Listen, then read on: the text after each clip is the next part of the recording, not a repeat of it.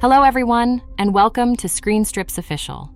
And today, we're gearing up to discuss the intense and gripping war drama miniseries, Masters of the Air, which has just landed on Apple TV+. Created by John Sheban and John Orloff, this series is an adaptation of Donald L. Miller's acclaimed 2007 book and plunges us into the heart-stopping world of the 100th Bomb Group of the 8th Air Force during World War II. As we explore the life and perils faced by the crews of the Boeing B-17 Flying Fortress heavy bombers stationed in eastern England, I'll be delving into specific scenes and critical moments of the series. So fair warning, this episode will contain spoilers. If you haven't watched Masters of the Air yet and prefer to keep the suspense intact, you might want to watch the series first before returning to our deep dive. For those of you ready to unpack the action and drama, Masters of the Air is a testament to the courage, camaraderie, and sacrifice of these brave airmen, beautifully captured through stellar performances and breathtaking cinematography. So, buckle up as we take flight into the stormy skies of history with Masters of the Air. Our movie begins in spring 1943, and Major Gale "Buck" Cleven is in a bar with his girlfriend, Marge. Marge regrets not introducing Buck's best friend, Major John "Bucky" Egan, to the woman he is dancing with. Both men will soon be deploying to France, and Buck dismisses the idea of Bucky being the type to keep in touch by letters. I don't know if John Egan's the pen pal type. Highlighting the differences in their personalities and interests. Buck and Bucky first met during basic training before the war began. Bucky gave Buck his nickname because he reminded him of someone from back home. They both serve in the U.S. Army's 8th Air Force's 100th Bomb Group. Buck is set to leave for Europe the next day, and Bucky will follow a few weeks later. While Buck is en route to Europe, Bucky serves as an observational pilot with another unit.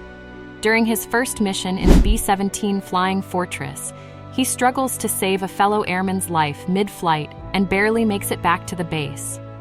When he asks if all missions are this perilous, another pilot's answer does little to reassure him. Do they all like that?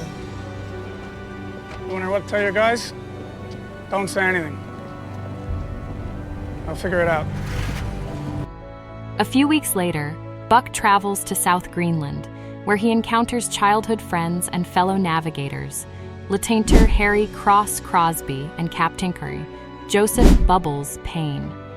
He learns that Bucky recently visited the base and caused a ruckus at the bar, which doesn't surprise Buck. Yeah, that sounds about right. The 100th then heads to their base at Thorpe Abbott in East Anglia. During the journey, Crosby suffers from severe air sickness, mistakenly plots a course over occupied France, and the crew narrowly escapes enemy fire. Their arrival in Britain is fraught with another challenge as their bomber's landing gear fails, forcing them to perform a risky belly landing. Fortunately, all crew members are safe, and Captain Brady covers for Crosby's navigational error. That same day, Bucky faces a stern reprimand from Colonel Harold Hughlin regarding his responsibilities and discipline.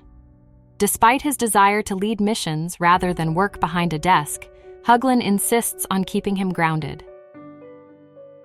Several days later, Buck faces his inaugural mission, targeting the formidable Nazi U-boat pens in Bremen. These pens are a critical focus because the U-boats stationed there are significantly disrupting the flow of vital supplies from the U.S. to Great Britain. Assigned to the perilously exposed low group, we will be in the low. Buck's squadron, the 100th, finds itself in one of the most vulnerable sections of their formation. Fortuitously, a reverend is present to offer spiritual support before their perilous journey. Buck will join forces with Lieutenant Curtis Biddick, under the watchful command of Colonel Hughlin, who is also participating in the mission. Meanwhile, Bucky remains behind, begrudgingly wishing his friend good fortune as he hands him a lucky token for protection. The mission commences with tension as the B-17 bombers struggle to align their formation amidst dense cloud cover above the channel. One of the fortresses faces engine failure and has no choice but to abandon the flight. Below, German anti-aircraft guns start a barrage, subjecting the 100th to severe attacks while they are still a significant distance from Bremen. Upon reaching their target, dense cloud coverage obscures any view of the submarine pens, prompting Colonel Hugland to call off the attack. As the squadron turns to retreat, the anti-aircraft fire ceases, a foreboding silence that heralds the imminent threat of German fighter planes. Flak stopped. You know what that means, boys. These fighters engage aggressively, targeting the bombers head-on with lethal speed. The attack is devastating. Several bombers are shot down, flames consume them, leaving few airmen with any chance to bail out. Only 2 fortresses from the accompanying 349th Bomb Group managed to survive the onslaught. Aboard Buck and Biddick's bomber, the situation grows dire as the ball turret gunner, trapped and freezing, pleads to be extracted from his damaged station. Forced to jettison their bombs into the channel, the remnants of the 100th Bomb Group limp back to base. Of the 19 that embarked, only 16 returned. 3 bombers lost to enemy fire. Colonel Hugland, visibly affected, is sick on the runway, his future in the war uncertain. The survivors are quickly debriefed to assess and relay the details of the harrowing mission. Shaken deeply, Buck confronts his emotions about his first combat experience.